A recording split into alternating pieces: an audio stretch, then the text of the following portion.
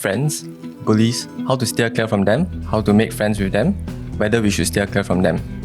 All this in today's episode. But before that, do remember to subscribe and leave a comment, like. Let's go.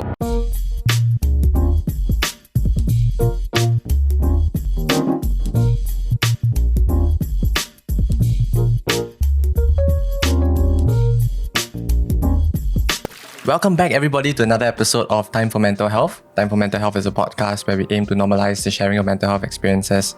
I'm Fabian. Join with me, Viaano, Keegan, and Talya. So today we'll be talking about bullies and friends, right? When you get bullied, there's this feeling of helplessness. And there's this feeling that no one's there. And you get made fun of. That time was clearly during when I was still, I think, primary school. Yeah. Where I was in a tuition center. So basically I was sitting at the third row away from the teacher, right? And I was quite a teacher's pet. So basically, around me, there were four girls, right? So one here, and one in front, one behind. So all the time when I come to class, I'll be out. My seat is just there. So they always take my things and they'll poke me, They actually use pens and stuff as stationery. They steal my stuff. Then they'll steal my umbrella. They steal my slippers, As a child back then, at that age, right? I think I was 7 or 8. Yeah, when you complain to the teacher, they'll just laugh it off. Yeah.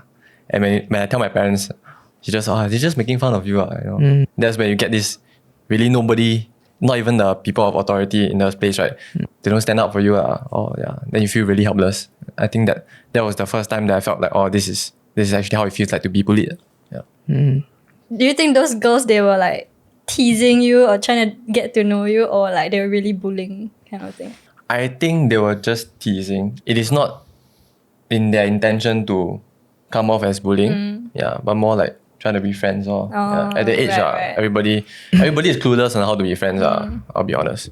Or is bullying you their way of deepening their friendship? Right. Yeah. Can be. Are they from girls' school? Possible. Like curious? Wow. How long ago, Lisa? How long ago? I cannot remember.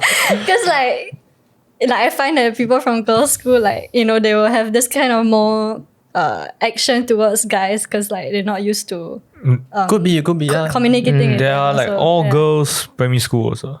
Yeah, Oh, I that- was yeah, all girls primary school. Or primary school also. Yes. Primary and secondary. Yeah. Oh, okay. Well, okay, I guess I'm not going to sugarcoat it. I'm very open about it. Because I was from an all-boys school. I mean, almost 10 years in an all-boys school. To me, back then at that age, it wasn't bullying to me. It was more of banter. It was like having fun, having a laugh, joke, just doing things to liven the mood and just, joke around and laugh and this kind of stuff, right? So in primary school, mostly we had this thing going on where we would make names for each other, like name calling, right? So everyone in the class had their own nicknames. I still remember primary school, one guy who had a huge forehead, we will call him like number 48, right? 48. You get the joke? We call him Bawang. I don't know, I still can remember, if he watches this. But I was not immune to that as well. I had my own nicknames, people would call me Sprout. Or people would call me Sprite, Yeah, but to me, I wasn't affected by it because to me, it was all just a joke. We were young, we were 7 years old to 13 years old, around that age. We just all wanted to have a good laugh. But to others, that may not be the case. People do find it insulting. And I guess I didn't realize that because, when we are young, from primary school to secondary school, or maybe in your terms in your country, it'll be high school, right? We can't really comprehend what we are doing at that time, and coming from an all-boys school for 10 years I was talking to Fabian and Keegan and reminiscing about the past. It's kind of like a dog-eat-dog kind of world there. It's like it's either you're on one end or you're the other end. Of course, I'm no saint, right? There are actions that I've done in the past where I look back and I look. I'm not proud of it, but that's the experience of growing up, right? And if I would have to give another classic example, would be if you guys watch like Korean shows or K-dramas or K-pop, you see that a lot of these famous celebrities that are in the news nowadays, they get called out by things that they have done way back in the past. When they were young, foolish, impulsive, as we all were. We are not perfect. We have done things that are are wrong, basically, in the past, and we are all not immune to that. And so, but I think it's really, really important at the end of the day is to understand that, look, maturity, right? I was just telling Fabian recently that, I saw a research that shows that the brain doesn't really fully develop until you reach the age of 25. I was looking at the research online where they were talking about the frontal lobe and the prefrontal cortex. And, it all has to do with executive decision making. And so that's basically it. Just an experience from Are myself. we all above 25? I've just turned 25. I've just fully matured my brain development. So now no I've excuses. completed. No more excuses. No more excuses. Keegan's still 24. No, 25. Just turned 25 like a few weeks ago, right? Tell me this not going to get better. Huh? That is the limit already. Not a limit, but like Things not going to get better from here. It's only going to go downhill. No lah, it's the beginning only. Beginning of the end, yeah. But at least it's safe to say we are mature. We are more mature now as compared to back Shit. then. Yeah. Do you guys think that bullying is increasing in our current society, or is it becoming more rampant, or is it actually dwindling? Just say yes. simple- It's increasing. It's increasing. I think it's either the same, right, or increasing, but it's getting harder to spot. How about you? Yeah, I think it's either the same or increasing, and it's getting harder to spot because it's just very invisible now. Last time it's like you can physically see someone hurting somebody else. Yeah. But now it's like Last time people would tell you to say like, if you're gonna punch the guy, punch it where like you can't see the wound, ma. So you can hide. Like, you don't punch the guy in the head, right? You punch him in the stomach so that he's wearing a shirt. No one can see that, ma. That's quite smart. Yeah, but now you don't have any like physical like evidence, to catch the bullies. I didn't know all anymore. this. I don't know about the physical level. But that's it's like sticks and stones can't break my bones, but words will hurt. so it's easy to spot. No, sticks and stone can break my bone, but words will never hurt me. Yeah, you got it the other way around. So it's easy to spot back then because there's a physical evidence of being Yeah, and bullied, because in terms of physical bullying. correct, and we weren't so connected digitally back then, ma. But now it's like Because last time you got intangible. your Nokia, what can you do? Yeah. So now it's more intangible, more invisible, through digital media. Correct. Think And because now on the internet and everyone is anonymous, ma. So it's very hard to trace it back to like, no one is gonna take the time and like check your IP address and say, this guy said this thing, I'm gonna search him up and that kind of thing. Do, man. Like there was this recent news, it was on Straits Times, right? Where this person was hurling insults at this is the football Premier League, like all the way in England.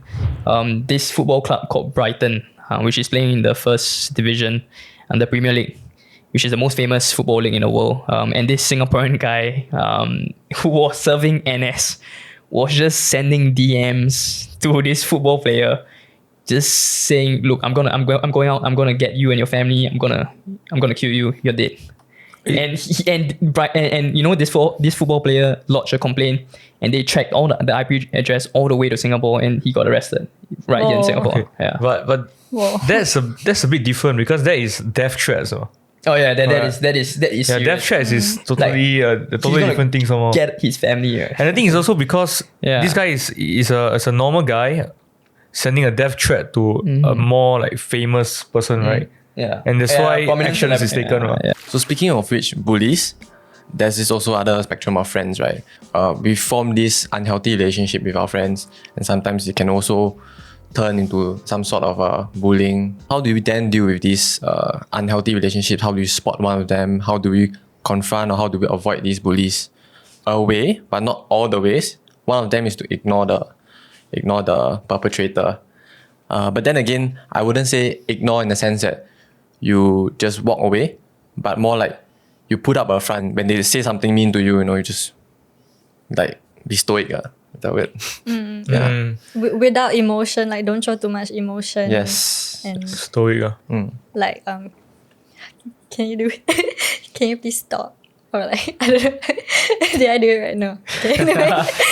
But yeah, Story, that's a good point. That's actually a very good point. Another way that I would do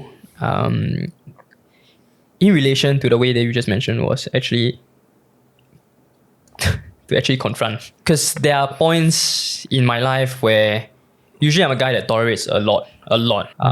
Because I don't like to seek conflict, I don't like to cause trouble. But when it comes to a point, that peak point, where it gets too much. It really gets too much. I mean, it's taking a toll on your mental health, your emotional health, and basically everything.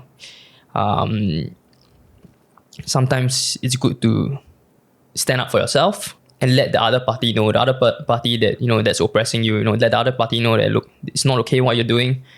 I don't take a liking to it. And please stop what you're doing. I don't appreciate what you're doing towards me. Sometimes it's good, like I said, to take a stand for yourself and actually come out and verbalize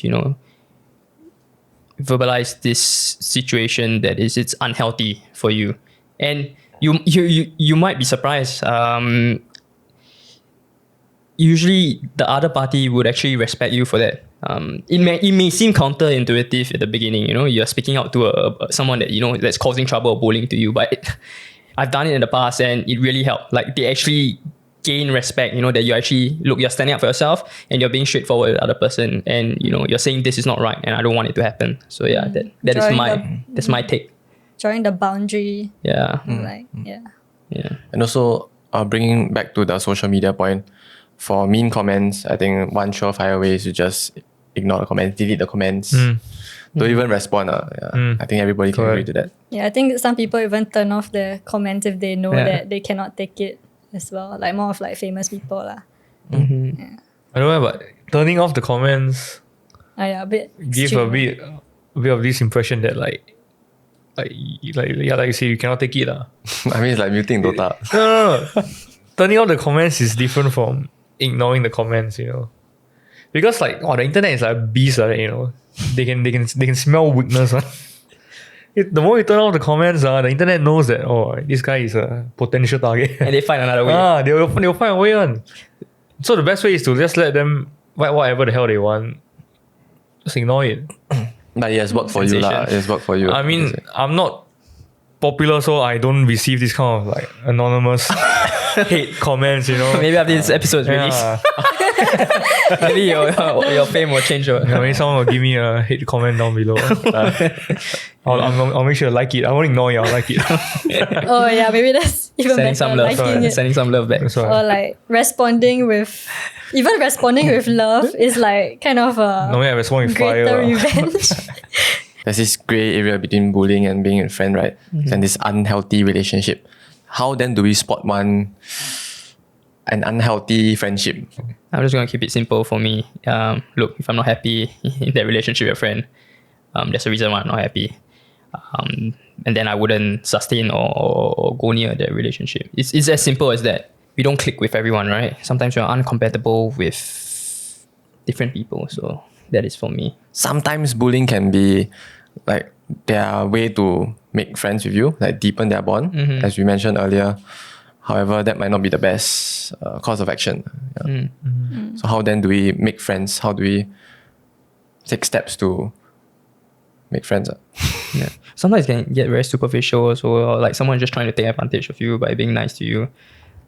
Yeah. I mean, that depends also.